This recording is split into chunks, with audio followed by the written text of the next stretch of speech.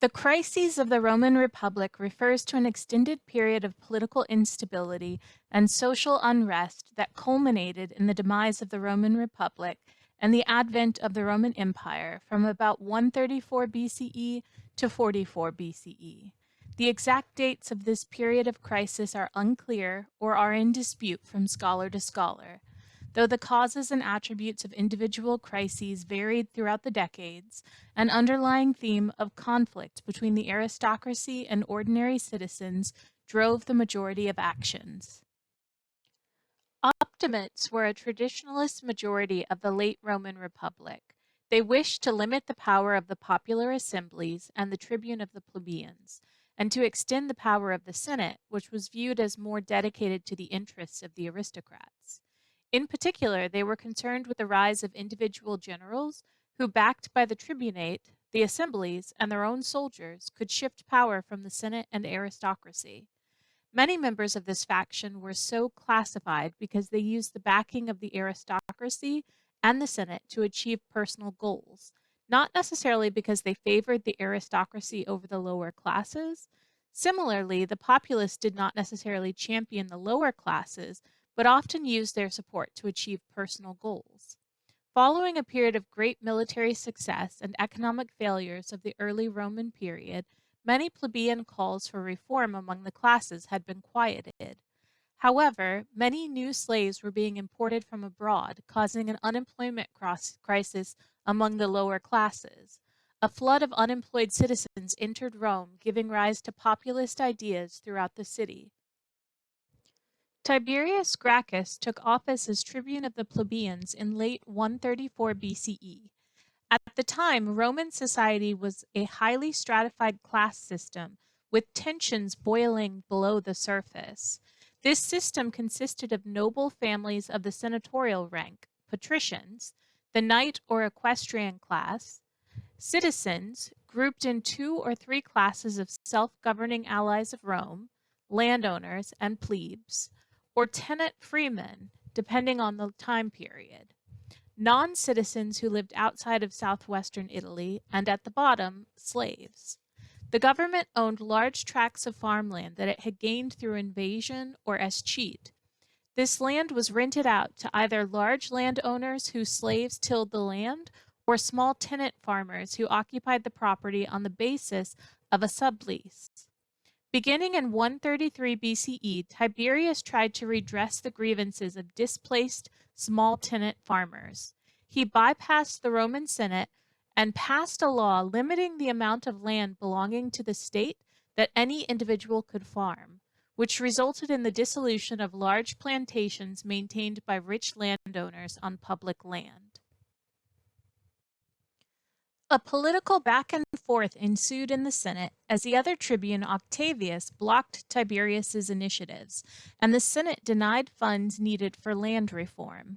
When Tiberius sought re-election to his one-year term, an unprecedented action, the oligarchic nobles responded by murdering Tiberius, and mass riots broke out in the city in reaction to the assassination. About 9 years later, Tiberius Gracchus's younger brother Gaius passed more radical reforms in favor of the poorer plebeians. Once again, the situation ended in violence and murder as Gaius fled Rome and was either murdered by oligarchs or committed suicide. The death of the Gracchi brothers marked the beginning of a late Republic trend in which tensions and conflicts erupted in violence. The next major reformer of the time was Gaius Marius, who, like the Gracchi, was a populist who championed the lower classes. He was a general who abolished the property requirement for becoming a soldier, which allowed the poor to enlist in large numbers. Lucius Cornelius Sulla was appointed as Marius's quaestor, supervisor of financial affairs of the state, in 107 BCE, and later competed with Marius for supreme power. Over the next few decades, he and Marius engaged in a series of conflicts that culminated in Sulla seizing power and marching to Asia Minor against the decrees of the Senate. Marius launched a coup in Sulla's absence, putting to death many of his enemies and instituting a populist regime, but died soon after. In 77 BCE, two of Sulla's former lieutenants, Gnaeus Pompeius Magnus, Pompey the Great, and Marcus Licinius Crassus, had left Rome to put down uprisings and found the Populist Party attacking Sulla's constitution upon their return. In an attempt to forge an agreement with the Populist Party, both lieutenants promised to dismantle components of Sulla's constitution that the populace found disagreeable, in return for being elected consul. The two were elected in 70 BCE and held true to their word. 4 years later, in 66 BCE, a movement to use peaceful means to address the plights of the various classes arose. However, after several failures in achieving their goals, the movement, headed by Lucius Sergius Catilina and based in Thessaly, a hotbed of agrarian agitation, decided to march to Rome and instigate an uprising. Marcus Tullius Cicero, the consul at the time, intercepted messages regarding recruitment and plans, leading the Senate to authorize the assassination of many Catilinarian conspirators in Rome, an action that was seen as stemming from dubious authority.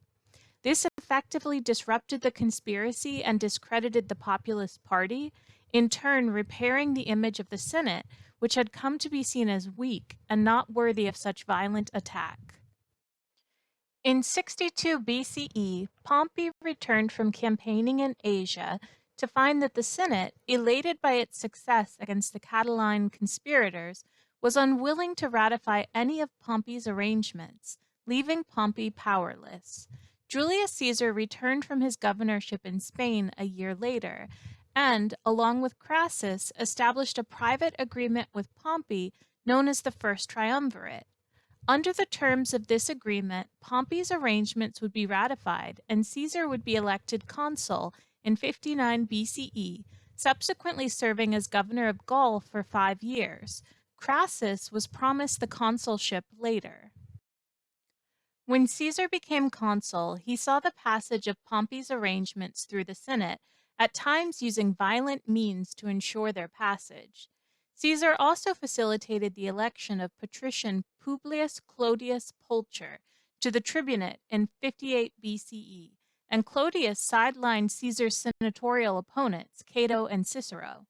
Clodius eventually formed armed gangs that terrorized Rome and began to attack Pompey's followers, who formed counter-gangs in response, marking the end of the political alliance between Pompey and Caesar. Though the triumvirate was briefly renewed in the face of political opposition for the consulship from Domitius Ahenobarbus, Crassus's death during an expedition against the kingdom of Parthia, and the death of Pompey's wife, Julia, who was also Caesar's daughter, severed any remaining bonds between Pompey and Caesar. Beginning in the summer of 54 BCE, a wave of political corruption and violence swept Rome, reaching a climax in January 52 BCE, when Clodius was murdered in a gang war. Caesar presented an ultimatum to the Senate on January 1st, 49 BCE, which was ultimately rejected. Subsequently, a resolution was passed that declared that if Caesar did not lay down his arms by July, he would be considered an enemy of the Republic. The senators adopted Pompey as their champion. On January 7th, Pompey was granted dictatorial powers over the Republic by the Senate. Pompey's army, however, was composed mainly of untested conscripts, and on January 10th, Caesar crossed the Rubicon with his more experienced forces in defiance of Roman laws, and marched towards Rome. Pompey, the consuls, and the Senate all abandoned Rome for Greece in the face of Caesar's rapidly advancing forces, and Caesar entered the city unopposed. The story of the Roman Republic is one of transformation, resilience, and contradiction. Born out of outrage at tyranny in the wake of Lucretia's death, the Republic replaced monarchy with a system of annually elected magistrates, a Senate of enduring influence, and assemblies that gave voice, though not always equal power, to the people. Over centuries, Rome's political structure balanced monarchical, aristocratic, and democratic elements, even as tension between patricians and plebeians reshaped its laws and offices. Military victories from the conquest of Italy to the Punic and Macedonian wars brought wealth, territory, and prestige, while cultural achievements in literature, art, and architecture reflected Rome's blending of native traditions with Greek influence. Yet the very forces that expanded Rome's power, its ambitious generals, political rivals, and unequal distribution of wealth, undermined the stability of its institutions. By the first century BCE, civil wars and the rise of individual strongmen eroded the republican framework, setting the stage for imperial rule. The republic's legacy endured, however, in its legal principles, political ideas, and civic identity, which continued to influence Rome long after the Senate's authority had faded.